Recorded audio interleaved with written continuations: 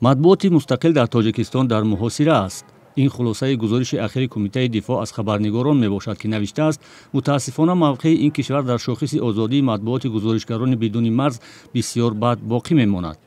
дар шохис омадааст аз миёни 180 кишвар дар ҷои 153 қарор дорад ва баҳои умумиаш бахусус дар бахши сиёсӣ ва иқтисодӣ ҳамоно рӯбарӯкуд мебошад. яке аз қазияҳои такондиҳанда Рухшона Ҳакимова хабарнигори фавқулода аст, ки барои анҷоми як пурсиш дар бораи нуфузи Чин дар Тоҷикистон ба 8 соли зиндон маҳкум шуд. Парвандаи ӯ баёнгари рамзии мавҷи азими саркӯбҳо мебошад. аз соли 2022 ҳадиақал 9 хабарнигор асосан бар пояи иттиҳомҳои сохтаи мисли таҳдид ба амнияти миллӣ ё фасод ба зиндон маҳкум шуданд. мурофиаи Аҳмад Иброҳим, сардабири пай, ки бо иттиҳомҳои сохташуда ба 10 соли ҳабс маҳкум шуд, намунаи ахир аст ва он зарбаи харобиоваре барои журнализми минтақавӣ дар вилояти Хатлон задааст.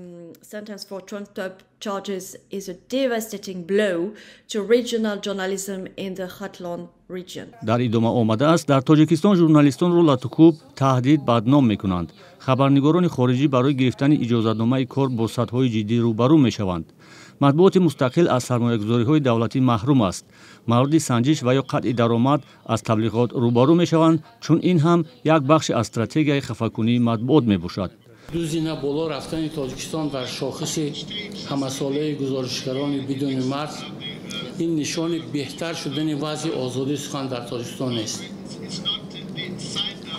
мо ҳама шоҳид ҳастем, ки сол ба сол вазъи озодии баён, озодии воситаҳои ахбори омад дар Тоҷикистон муташаннижтар мешавад. дар як ҳамоиши бахшида ба рӯзи байналмилалии озодии баён дар душанбе низ аз бадтар шудани вазъи озодии сухан ва фишору таъқиби хабарнигорону кормандони васоити ахбори omma нигаронӣ амиқ карда шуд. замоне ки мо имрӯз инҷо ҷамъ омадаем, 10 журналист дар Тоҷикистон дар зиндон аст. мо фикр мекунем, ки нозирони байналмилалӣ бар ин назаранд, ки онҳо маҳбусони сиёсӣ мебошанд. низоми додгоҳӣ, ки бояд аз ин журналистон ва шаҳрвандон дифоъ кунад, баръакс онҳоро маҷбур мекунад хомӯш бошанд. созмонҳои байналмилалӣ ҳукумати Тоҷикистонро барои эҷоди фазои тарс ва рукути расонаҳо ҳамеша интиқод мекунанд.